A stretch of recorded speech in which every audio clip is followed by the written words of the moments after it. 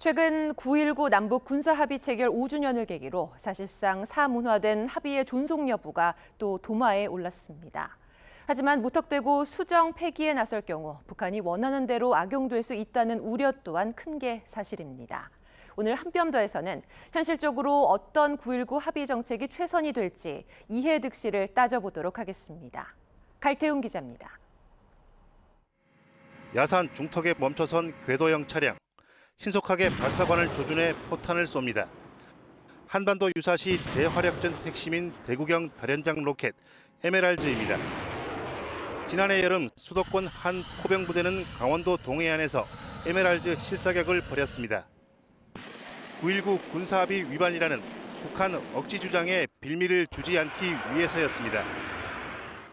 이처럼 9.19 합의는 한미 훈련 등에 상당한 제약이 되어 왔습니다.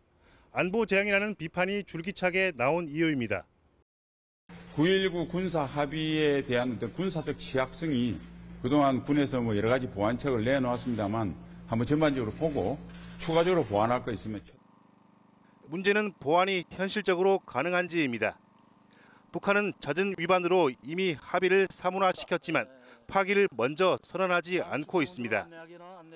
파기를 당할 때 더없이 좋은 명분을 줄 수 있기 때문입니다. 적대 정책 전환에 대응해 군사력을 늘릴 수밖에 없다는 단초를 제공하게 됩니다. 실제로 북한은 피해자 모드로 돌아섰습니다.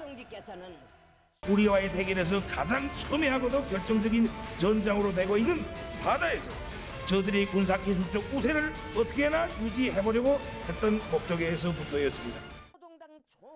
수정 역시 여의치 않습니다. 북한은 윤석열 정부 출범 이후 일절 대화에 응하지 않고 있습니다. 그런 만큼 수정은 북측 동의 없이 진행될 여지가 큽니다. 이는 쌍방 합의에 따라 수정, 보충할 수 있다는 합의서 조항과는 다른 절차입니다. 남측에서 또 위반했으니 맞대응하겠다는 구실을 주기에 충분합니다. 반면 우리에게 절대적으로 유리한 북측 위반 사실은 그냥 흘려보냈습니다. 2020년 9월 해수부 공무원 피격 사건이 대표적입니다.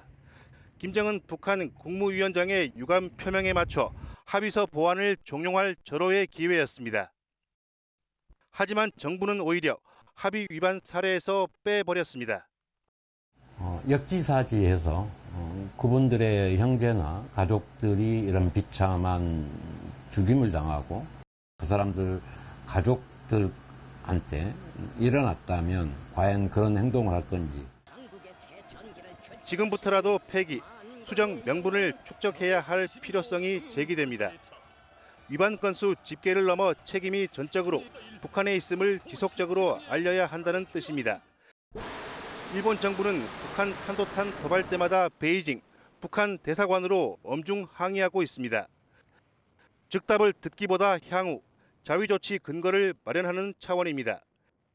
쓸모없다는 9.19 합의, 과격한 목소리에 앞서 냉철한 판단이 더 요구됩니다. OBS 뉴스 갈태웅입니다.